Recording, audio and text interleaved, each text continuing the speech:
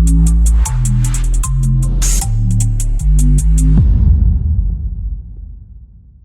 Cyber crime પોલીસે શેરબજારમાં ઇન્વેસ્ટમેન્ટના નામે છેતરપિંડી આચરતી ગેંગના 2 આરોપીને મહારાષ્ટ્રના પરભણીથી ઝડપી પાડ્યા. આરોપીઓએ ઇન્સ્ટાગ્રામ અને ટેલિગ્રામ દ્વારા બોગસ લિંક મોકલીને ફરિયાદી પાસેથી ₹3.58 લાખથી વધુની રકમ ટ્રાન્સફર કરાવી લીધી. નફો દેખાડ્યા બાદ રૂપિયા વિથડ્રો ન થવા દઈને ઓનલાઈન ફ્રોડ આચરવામાં આવ્યો. ઝડપાયેલા આરોપીઓ ઉદ્ધવ ગોંધલી અને ગોપેન્દ્ર શિંદે બોગસ ફર્મના નામે બેંક એકાઉન્ટ ખોલાવી કમિશન મેળવીને ગેંગને પૂરા પાડતા હતા. આ બેંક એકાઉન્ટમાં ₹1.47 કરોડથી વધુના શંકાસ્પદ ટ્રાન્ઝેક્શન થયેલા મળી આવ્યા. એક ઇન્વેસ્ટમેન્ટ ફ્રોડના ગુનામાં જે સાયબર ક્રાઇમ પોલીસ સ્ટેશનમાં એફઆઈઆર દર્જ કરવામાં આવેલ હતી, એમાં કુલ 9,58,000 રૂપિયાની છેતરપિંડી વિક્ટિમ સાથે કરવામાં આવ્યું હતું.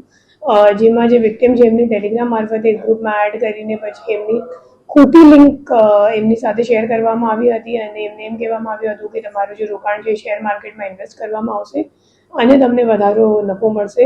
અને ખોટી લિંકમાં ખોટી રીતે એમને રિટર્ન પણ જોવા મળતું હતું. અને જ્યારે વિક્ટિમને વિથડ્રો કરવાનો પ્રયાસ કર્યો ત્યારે ખબર પડી કે એમની સાથે છેતરપિંડી થઈ ગઈ છે, કેમ કે એ લોકો વધારાના ચાર્જ પણ માંગતા હતા અને વિથડ્રો કંઈક કરવા એ લોકોએ દીધા નથી. પછી આ ગુનાની તપાસ કરતા ખબર પડી કે મોટાભાગના જે પૈસા છે એ પરભણી મહારાષ્ટ્રમાં રહેતો ઉદ્ધવ ગોંધલી છે, એ અકાઉન્ટ હોલ્ડર છે અને એમના કરંટ અકાઉન્ટમાં મોટાભાગના ટ્રાન્ઝેક્શન્સ થયેલ હતા.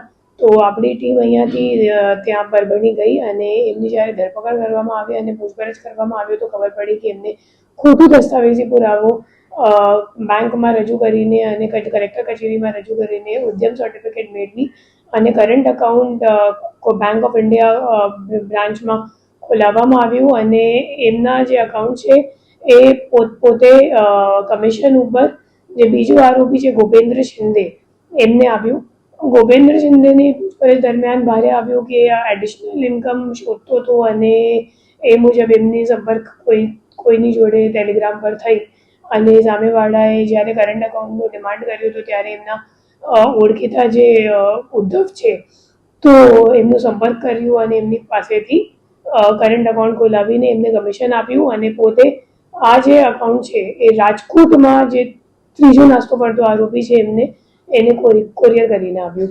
અને હવે જે ગોપેન્દ્ર શિંદે છે એમને આ અકાઉન્ટમાં જેટલું ટ્રાન્ઝેક્શન થયું છે એ તમામ ટ્રાન્ઝેક્શન ઉપર 5%નું કમિશન મળતું હતું. અને આ અકાઉન્ટમાં આપણે જોવા જઈએ તો 3-4 મહિનામાં 1.47 લાખ જેટલાનું ટ્રાન્ઝેક્શન થયેલ છે. અને ટોટલ 13 NCCRB ફરિયાદ પણ આખા ઇન્ડિયામાં નોંધાયેલ છે, જેમાં જે છેતરપિંડીની રકમ છે 40.48 લાખ રૂપિયાની છે. અને હવે જે રાજકોટવાળા નાસ્તો પડતો આરોપી છે એમને શોધવાનો આપણો પ્રયત્ન ચાલુ છે. કેમેરામેન સેનિલ વિરાણી સાથે વિશાલ છેઠા, માનવ પ્રભા ન્યૂઝ, સુરત.